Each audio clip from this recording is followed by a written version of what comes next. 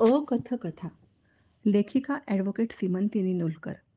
वाचक स्वर डॉक्टर अदिती काळमेघ. प्रकरण 1. राजश्री. एड्स झालेल्या व्यक्तीचा विवाह करण्याचा हक्क कायद्याने स्थगित म्हणजे सस्पेंडेड झालेला असतो. एड्सग्रस्त व्यक्तीला विवाहाचा निर्विवाद हक्क नाही. कारण एड्स हा रोग असा आहे की त्यामुळे दुसऱ्या निरोगी, निष्पाप व्यक्तीचा जीव धोक्यात येऊ शकतो. एड्सबद्दल चहूबाजूंनी माहितीचा, त्याचा प्रसार थांबवण्याबद्दलच्या उपायांचा, एड्स झाला तर करता येऊ शकणाऱ्या औषधोपचारांच्या माहितीचा अक्षरशः भडीमार चाललेला आहे. कधी-कधी हास्यास्पद वाटावं असा. पण एखाद्या ऑस्ट्रेलिया अँटिजन पॉझिटिव्ह व्यक्तीने विवाह करावा किंवा नाही? हा प्रश्न अजून तरी अनुत्तरित आहे. अशा व्यक्तीने विवाह केला तर वेगळेच प्रश्न उभे राहू शकतात. समोर बसलेली मुलगी अवघी 19-20 वर्षांची. सोबत आई, वडील, मामा, मामी, भावंड होती. छान जरीची साडी, घसघशीत मंगळसूत्र, हलका मेकअप, गोड होती. यांचा प्रॉब्लेम लग्नासंबंधीचा असावा असा मी प्राथमिक कयास बांधला. ती मुलगी राजश्री तशी निवांत दिसत होती. पण बरोबरची मोठी माणसं तणावाखाली होती. पण विषयालाही तोंड फुटेना. थोडा अंदाज आला तसं फक्त राजश्रीच्या आईशी बोलायचा निर्णय घेतला आणि ते योग्यच झालं. विषय तसा अवघडच होता. चार चौघात बोलण्यासारखा नव्हताच. राजश्रीचं लग्न होऊन 11 महिने झाले होते. पण राजश्री आणि तिच्या नवऱ्यामध्ये वैवाहिक संबंधच प्रस्थापित होऊ शकले नव्हते. त्याचं कारण राजश्रीच्या आईला नीटसं सांगता येत नव्हतं. खरं म्हणजे त्यांना ते उमगलंच नव्हतं. राजश्री लग्न होऊन सासरी गेली तेव्हापासून तिला माहेरीच पाठवलं नव्हतं. आई-वडील स्वतःच एक दोनदा भेटून आले, पण आई लेकीच्या गुजगोष्टी होऊ शकल्या नव्हत्या. लेक सासरघरी कामाच्या रगाड्यात सापडली होती. हडकली होती. मुली लग्नाआधी स्वच्छंद पाखरासारख्या असतात. लग्नानंतर बंधनं येतात, जबाबदाऱ्या येतात. त्यामुळे आयुष्य बदलून जातंच. पण तरीही चेहऱ्यावर आनंद असतो, नवथरपणा असतो. या संदर्भातच राजश्रीच्या आईला तिच्या बाबतीत काहीतरी खटकत होतं.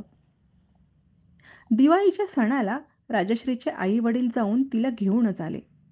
राजश्रीच्या नवऱ्यानं मात्र काहीतरी कारण पुढे करून यायचं टाळलं आणि तसं ते पथ्यावरच पडलं.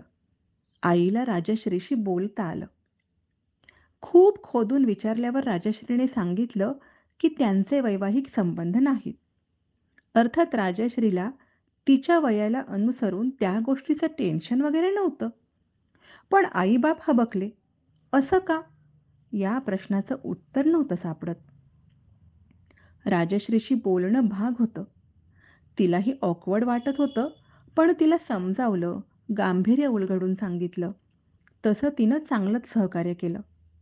तिच्या बोलण्यातून वेगळंच धक्कादायक सत्य बाहेर पडलं. लग्नानंतरचे काही दिवस घरात पाहुणे आहेत, धार्मिक कार्य आहे, या नावाखाली दोघे एकत्र आले नव्हते. एकदा आले तेव्हा राजश्रीचा नवरा टेन्शनमध्ये होता. काही घडू शकलंच नाही. राजश्रीने ते तितकंसं मनावर घेतलं नाही. नंतर तिचा नवरा दौऱ्यावर म्हणून गेला, तो महिना 15 दिवसातून एखाद दुसरा दिवस यायचा. नवीन लग्न झालेलं होतं. पण बायकोला फोन करणं नाही, फिरायला नेणं नाही, हौस-मौज नाही, काही नाही. आणि वैवाहिक जीवन तर नाहीच नाही. जरा भीड मोडल्यावर राजश्रीनं त्याला टोकलं, तेव्हा माझी तब्येत ठीक नाही. त्यामुळे मला टेन्शन येतं. टेन्शनमुळे मी तुझ्याजवळ येत नाही, एवढंच त्याने सांगितलं. राजश्री यापेक्षा अधिक काही सांगू शकत नव्हती. तब्येत बरी नव्हती. तब्येत बरी नव्हती म्हणजे काय? हे विचारलंस का? असं म्हटल्यावर म्हणाली, "हो, त्याला लग्नाआधी कावीळ झाली होती. त्यातून तो बरा झालेला नाही." "कसली कावीळ? काविळीचा टेन्शनशी काय संबंध?" असं म्हटल्यावर, "काहीतरी ऑस्ट्रेलिया कावीळ आहे," असं तिनं सांगितलं. केवळ योगायोगानं तिच्याकडे नवऱ्याचे पॅथॉलॉजी रिपोर्ट्स होते. ते पाहिल्यावर स्पष्ट झालं की राजश्रीचा नवरा ऑस्ट्रेलिया अँटिजन पॉझिटिव्ह होता. लग्नाआधीपासूनच त्याला हिपॅटायटिस बी या विकाराने ग्रासले होते. एड्समध्ये ज्या प्रकारे रोग्याचे भविष्यात काय आहे हे कुणीही सांगू शकत नाही, तोच प्रकार या प्रकारच्या काविळीच्या बाबतीत थोड्याफार फरकाने असतो. रोग्याच्या लिव्हरवर त्याचा परिणाम होतो आणि या रोगावर उपचार असा होत नाही. पूर्णतः बरं होणं नशिबात नसतं. औषध घेण्यात हयगय झाली की रोग उचल खातो. हा रोग स्त्री-पुरुष संबंधातून एक दुसऱ्याला होऊ शकतो. पालकांकडून मुलाला होऊ शकतो. राजश्री ज्वालामुखीच्या तोंडावर बसलेली होती. तसं पाहायला गेलं तर ती राजश्रीची एक प्रकारे फसवणूकच होती. अशा व्यक्तींनी लग्न करून दुसऱ्याला मृत्यूच्या दारात नेऊन ठेवण्यासारखं आहे. राजश्रीच्या नवऱ्याच्या वागण्याचा उलगडा होत गेला. नातेवाईकांच्या आग्रहाला बळी पडून त्याने लग्न तर केलं, पण भविष्य काय आहे याची कल्पना असल्यामुळे त्याला कशात रस उरला नव्हता. डोक्यावरच्या टांगत्या तलवारीमुळे त्याला टेन्शन आलेलं होतं. त्याच्या परिणामी तो वैवाहिक संबंध ठेवण्यास असमर्थ ठरला होता. नपुंसक झाला होता. अर्थात या गोष्टीचा सकारात्मक विचार केला तर राजश्री एका संभाव्य धोक्यातून वाचली होती. वैवाहिक संबंध न आल्यामुळे तिला संसर्ग झालेला नव्हता. राजश्रीच्या सुद्धा त्यासाठी पॅथॉलॉजिकल टेस्ट करून घेतल्या आणि खात्री केली. आता प्रश्न होता, अशा नवऱ्याकडे नांदायचे का नाही? याचे उत्तर राजश्री आणि तिच्या आई-वडिलांनी नाही असे ठरवले. हे लग्नच मुळी फसवणुकीच्या पायावर उभे होते.